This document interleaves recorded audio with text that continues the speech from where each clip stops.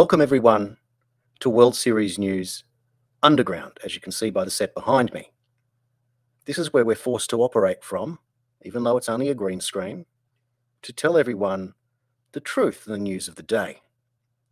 So it's been a while since I've been able to record a news update, and partly because there's just so much to report that's not being reported in the mainstream, but as most of you watching this now will realize, is that there are many citizen journalists out there who are putting together some very good reporting and are becoming very innovative in the way that they're disseminating information now. There are a lot of new groups forming and a lot of Zoom broadcasts out there now with multiple people from our side of the fence all getting their act together and starting to become a collective. Now, most of us who are on this side of the fence who have resisted the government tyranny thus far is because we are independent thinkers and we operate independently. So collectivism for us is a little bit tricky. Even if some of us came from the left side of politics, where I did quite a few years ago now, and was a unionist at heart for many years, I just felt like it made sense that the worker would want to be able to work as a group in order to not be exploited by employers that might be wanting to take a little bit more than they were entitled to. That's the reason why unionism was born, and it was the reason it was eventually replaced by, of all people, John Howard with Fair Work, which is another story altogether.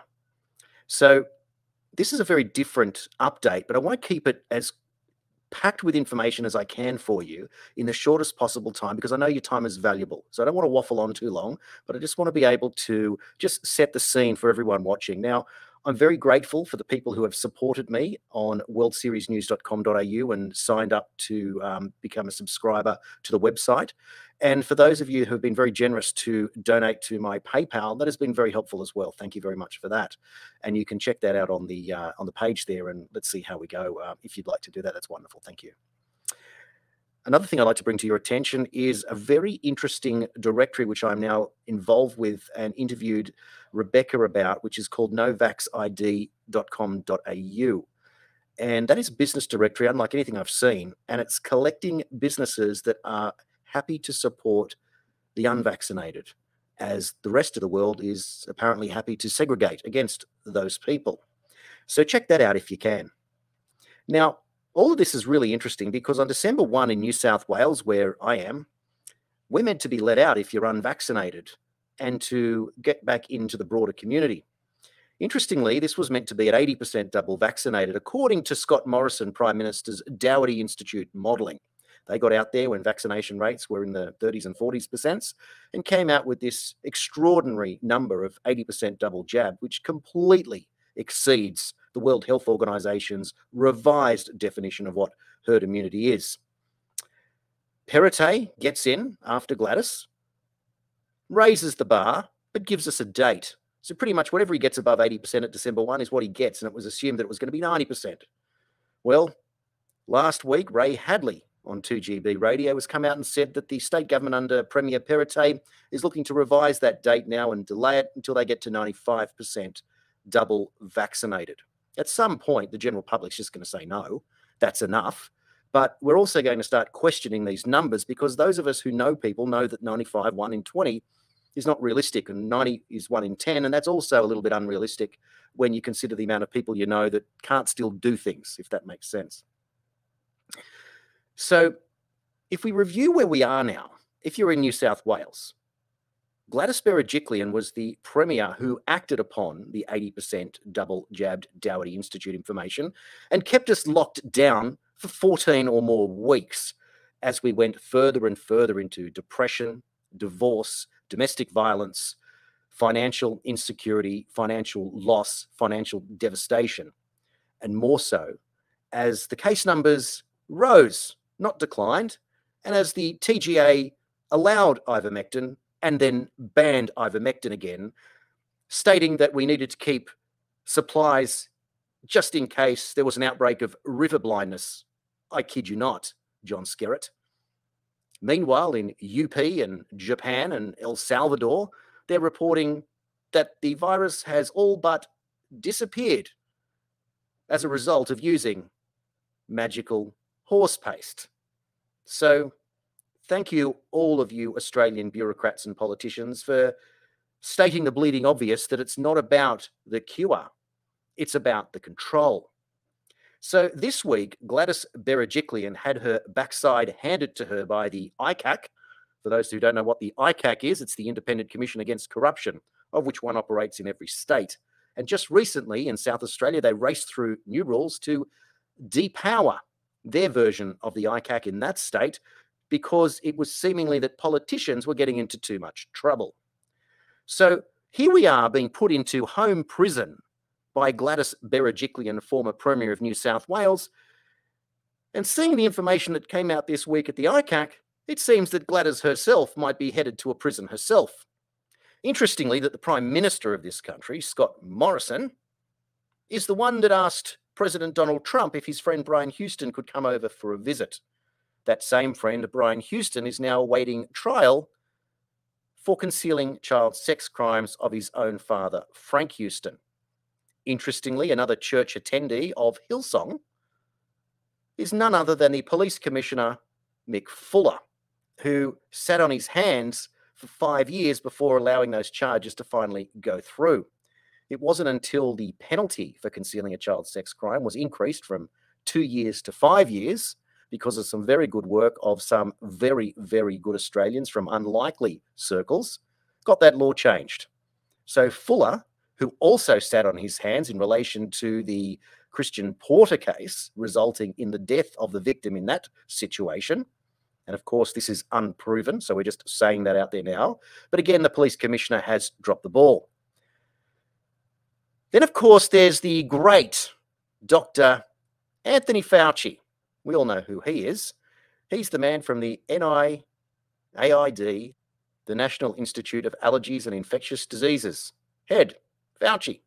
He's the one that got busted this week, even though this report had been out there previously, for torturing 44 beagles in an experiment with sandflies, where he debarked the dogs, put their heads in boxes and allowed the sandflies to eat them alive, because apparently that's science. Now there's a news story that's come out that Fauci was doing something worse with human beings around HIV medication and vaccination trials involving orphan children. Fauci. This is the same Anthony Fauci who is now, according to the National Institute of Health in the United States, has said that he lied about funding gain-of-function research at Wuhan, which he has constantly denied, and lying to Congress, where he did say that he didn't do that. He lied. Rand Paul, the senator for Kentucky, was the one that led the charge and was asked recently, should this be the end of Fauci, or words to that effect? And he said, well, we're waiting for the Department of Justice to act, which Merrick Garland doesn't seem to be interested at all. And President Joe Biden has already said that Fauci's job is safe. Good on you, Joe. You're very good at picking the pulse of the people. Then, of course, there's the great William Gates, computer nerd. Never finished high school, never went to university, couldn't have become a doctor, but somehow is the world's leading expert on vaccines. He's not even an elected politician. Good on you, Gatesy. Who do you like doing business with, Bill Gates? Oh, that's right, Jeffrey Epstein. So, if you live in New South Wales, the people that have controlled your life for the last 18 months are Gates, Fauci, ScoMo, Fuller, and Gladys. And just this week, ScoMo came out and said, third jab starts November 8, line them all up. What we're going to do now is we're going to go through some very interesting statistics yet again that will compare Singapore and the catastrophe that is occurring over in that tiny little island country.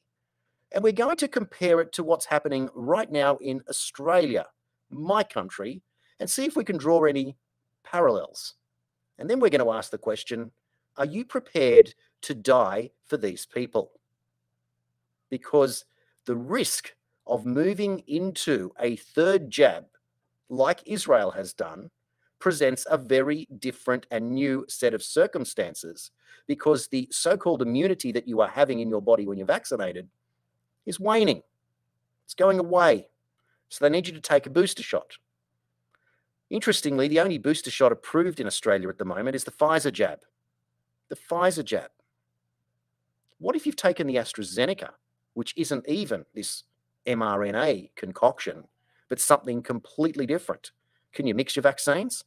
Or should you even risk mixing your vaccines?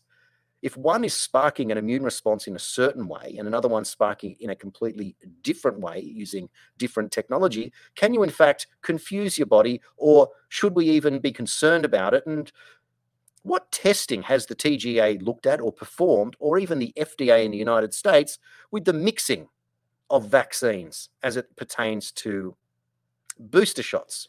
Okay, so here's what we're going to do now, is we're going to compare Singapore figures and Australia figures. And as I do it, I will put graphics up on the screen to help explain what's going on.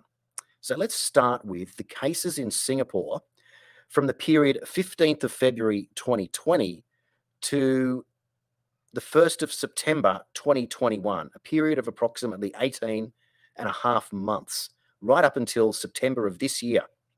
At the period of September this year is when Singapore reached 82% double vaccinated status. So what we'd like to do is go back all the way back to the beginning when there was nobody vaccinated. And as late as July of this year, Singapore was only at 37% jab. So they really didn't get started into their vaccinations until early 2021. It was a slow ramp up, as it pretty much was all around the world.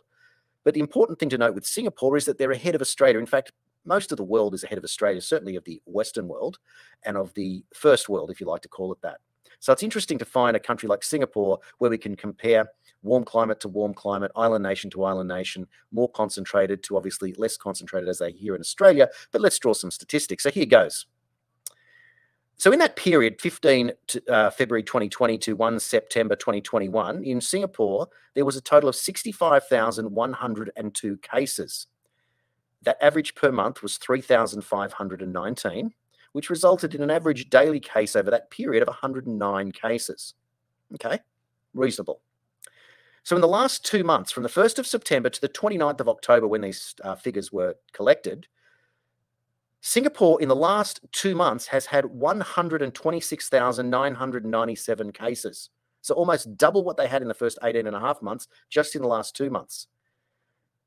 So that's 63,498 cases per month, up from 3,519 cases per month. That's a 1,750% increases in cases since they became double jabbed in Singapore. The average cases per day now are 2,152. And just in the last 2 days, the cases have skyrocketed yet again, with 5,324 cases on the 29th and 4,248 new cases on the 28th. So the trajectory is exponential in Singapore. Okay, that's step one. Now what we're going to do is talk about the deaths in Singapore. So in that first 18 and a half month period, there was a total of 37 deaths in Singapore, which is quite good. That meant that you had an average of just 2 deaths per month, or 0.07 deaths per day in Singapore. Fast forward to the last 2 months, when Singapore, as I said earlier, is 82% double vaccinated now. And in the last 2 months, they've had 333 deaths from COVID. That's 166 per month, or 5.64 per day. That is an 83,000% increase in the rate of death in the era of 80% double jabbed in Singapore. Now, the numbers are quite low, but the percentages are astronomical. The survival rate of COVID in Singapore before September 1, 2021 was 99.94%. That means that 6 people out of 10,000 who caught the virus died. So very, very low risk. Interestingly, with this death rate skyrocketing, of course, the death rate, or the survival rate, I should say, has decreased to 99.73%, which is still very good, but it means now 27 people out of every 10,000 who catch the virus are dying. Now, this goes entirely against the narrative, and nobody in the world is reporting on it the way that it has been reported on here. So Singapore is a looming catastrophe, as I have reported previously on this channel. Let's look at Australia now. Now, in the last week, there's been 109 deaths due to COVID in Australia, which is alarmingly higher than it's ever been before. If we look at the same period as we just looked at for Singapore, 15 February 2020 to 1 September 2021, the cases are quite similar. Australia had just 55,093 cases in that period, which averaged 2,978 per month. And that's 93 cases per day. So it's almost on par with how Singapore went. Much bigger country, 4 times the population, and far more spread out. So the numbers correspond, interestingly, quite similar. In the last 2 months, now Australia hasn't reached a double-vaxxed 80% status yet, but in New South Wales it has, and Victoria's catching up fast, and the rest of the country is, of course, on its way. The premiers are all in agreement, and they're all adamant that this is where they're headed. So, knowing what you know about Singapore, take a wild guess as to where we are. Interestingly, the total cases for just the last 2 months are 112,697, which is roughly double what it was for the previous 18 months. Delta, Delta, Delta, it's Delta, Delta. That's all they ever say. Where's the Delta coming from? So our per month case rate has gone up from 2,978 for all of the 18 months up until 1st of September to 56,348.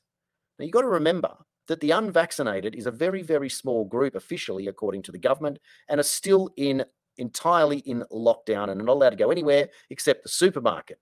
And the supermarkets are still operating, and the supermarkets aren't reporting any great overwhelming cases of COVID anywhere, are they? So the unvaccinated aren't the people that are getting COVID, are they? Certainly not at the increased rate, because the unvaccinated were only ever getting involved at 2,978 per month for the last 18.5 months pre-September, but all of a sudden now when the jab rate is up, it's 56,000 a month. Per day has gone from 93 to 1,910 on average, and that is an increase of 2,000%. The deaths, now there's 2 stories to tell in Australia, and I'll explain that. The total deaths up until 1st of September, in the 18 months prior, was 1,012. Which meant that there were 54 deaths per month, or an average of 1.7 deaths per day, much higher than Singapore, which is why Singapore was such an interesting case to look at, because they were so successful at having so little death in that country and such a brilliant survival rate of 99.94%. So in that period, Australia's survival rate was as low as 97.2%. But there's another reason for that. Let's just talk about that right now. Out of those 1,012 deaths, 655 of them could have been attributed directly to the hotel quarantine affair in Melbourne, in Victoria, under Andrews, who is still up and being investigated for industrial manslaughter because of the errors in that case. They did an investigation and they set the terms so that they couldn't ask the real questions, and the missing link of timelines has somehow vanished and no one's bothered to press. So Andrews is covering. Of course he is.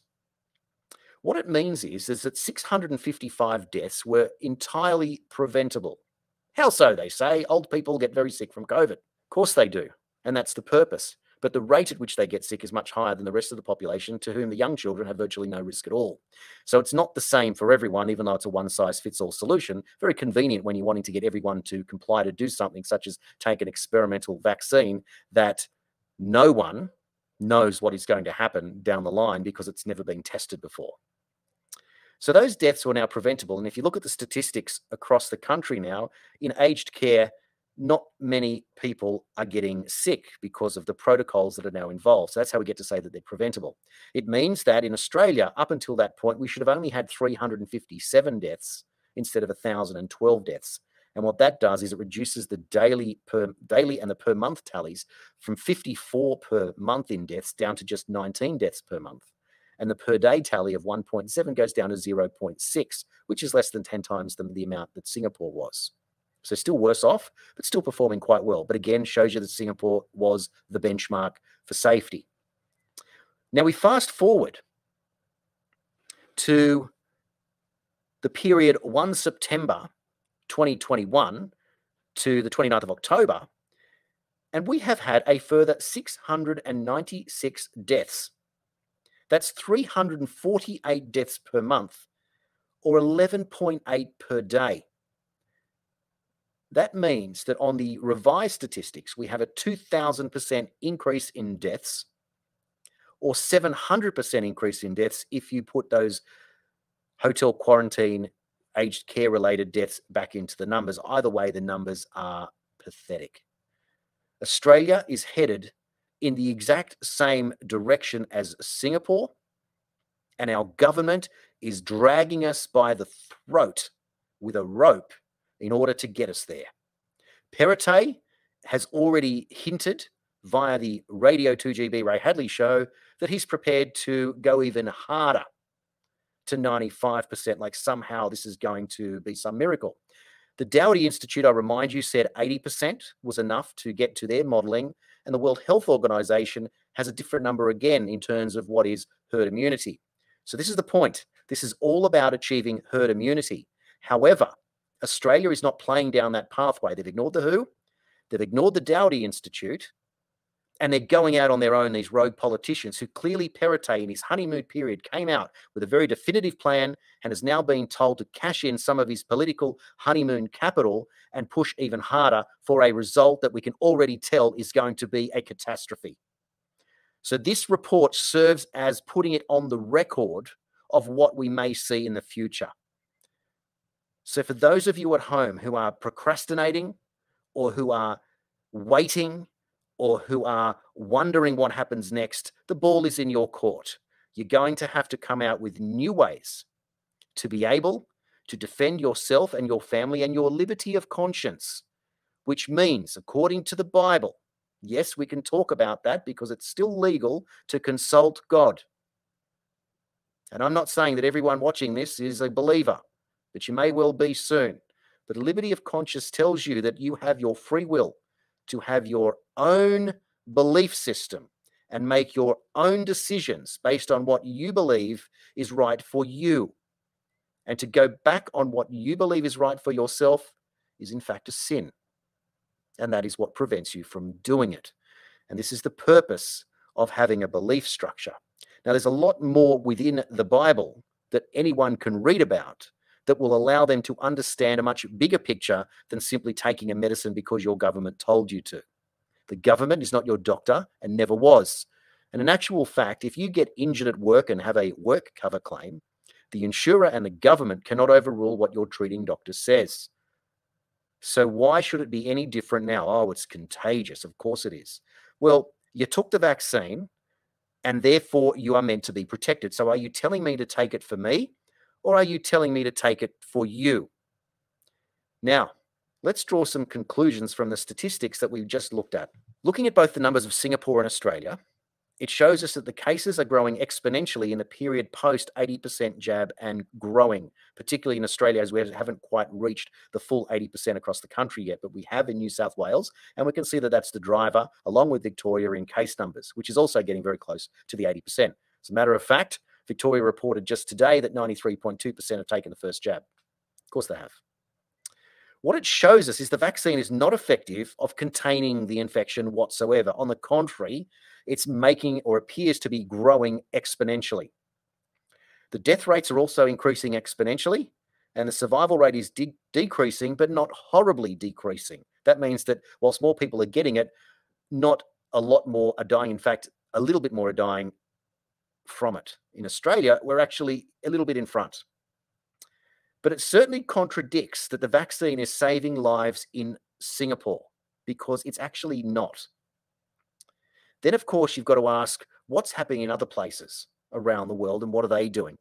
So without reporting on what they're doing in terms of numbers, because last time I did, I got a strike. But if you look up countries like Japan and India, in particular the state of UP and El Salvador, you'll be able to see what medicine they've used over there to completely contain their infections. And I have maintained, and I've reported on this as early as July of this year, when I said that natural immunity is the way out of this. And by that, it means that you either get the virus and you have natural protection, or you rely on medicine and natural immunity to get you over the line. And by that, I don't mean vaccination, which is preventative medicine, which is the definition of what a vaccine is meant to be. But if it doesn't prevent, then it can't really be a vaccine as such. It's just something that you take to give you a chance, a boost, let's say. So it's very, very confusing. It is certainly anything but a one-size-fits-all solution, and we have a monopoly of information by our government, its supposed opposition that is in cahoots, the media, which is meant to keep a check and balance, and a medical fraternity, which is also meant to operate independently, and a judiciary, which is meant to be separate, which is following the line of the government. So when all of these institutions are working together, it kind of makes a mockery of Noam Chomsky, the 90-something-year-old lefty intellectual who has now said that the unvaccinated should stay home. And when the interviewer said, how do we get food to them? He says, who cares? Good on you, Noam. You're the same man that when was asked about conspiracy theory, you said you reject it because you refuse to believe that your institutions could ever be corrupt. More the fool you, old man. More the fool you. Now, in really exciting news this week, BLM has somehow gone against the narrative and has come out and has chanted, my body, my choice, my body, my choice, in front of hundreds of people in the Kyrie affair in the United States about the sportsman who refused to take the vaccine, and now the BLM crowd are supporting him. How interesting, because this is not how it was meant to go. Ice Cube threw out a $9 million movie deal because he doesn't want to take the vaccine either. And then you've got the great boxer, Floyd Mayweather, coming out also and saying if you don't stand for something, well, you don't stand for anything. And if you don't want to be jabbed, you don't need to be jabbed. So interestingly, massive story. And we now see a new rearguard action forming in the United States in the black community.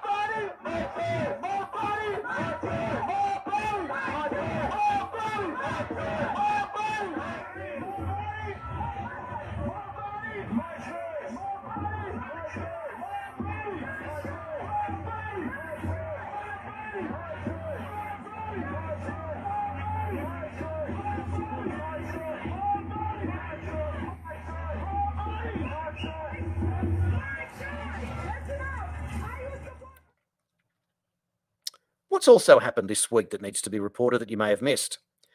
Andrew Cuomo, governor of New York. They wanted to make him into a hero when he sent all the people to die. Well, he's been charged with sexual harassment, hasn't he? Of course he has. In other interesting news, Joe Biden showed how much he loves the American public, whom he's taking away their livelihoods, telling them that the IRS needs to investigate any single transaction of $600. Well, he's come out for the people this week, but not the American citizens, but the illegal aliens who are marching into this country. He's offered them compensation for the difficulty that he's put them through. That's right. So somebody who can be a criminal, illegal alien, can cross the border into America, set up shop or home, stay there, and Joe Biden has decided that he's going to pay each of these individuals, wait for it, $450,000 each for the pain and suffering that America has put them through. That's taxpayer money that American citizens will be forking out to give to their new brothers and sisters who've crossed over the border.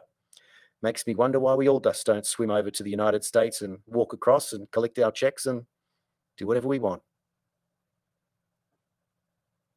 In other news, 3 judges in Ohio all died last week, just after the mandatory vaccine was ruled in that state. In Toronto, a midwife reported in one of the hospitals in Canada that there were 9 stillbirths on one day in the hospital. Can you believe that? 9 stillbirths in a hospital. And according to an Israeli study, natural immunity is 13 times better than the vaccine, which means that if you get the virus, You're 13 times better off than not having had the virus and taking the vaccine instead to protect you. So if you get the virus and survive, you've got a 99.73% chance of doing that in Singapore. You've got a 98.9% chance of that happening to you in Australia, but they want 95% or better of us to take the vaccine instead, which is inferior according to the Israeli study. And in Sweden this week, it came out that 70% of deaths in that country were double vaccinated. So here we are on World Series News, underground, as this episode is. We will likely be thrown away and discarded by the social media platforms for simply telling you the truth that's already out there. So be it. worldseriesnews.com.au exists, as does A Million Mums for Informed Consent, and our website there is amillionmums.com. Please check out novaxid.com.au for a directory of businesses who are open to serving all Australians. And please support that if you are a business. And I understand that there's a terrific opportunity at the moment to get on the directory now and pay nothing till January, where the rates are extremely, extremely beneficial and supportive to any business, extremely affordable. It's extraordinary to realize where we are today.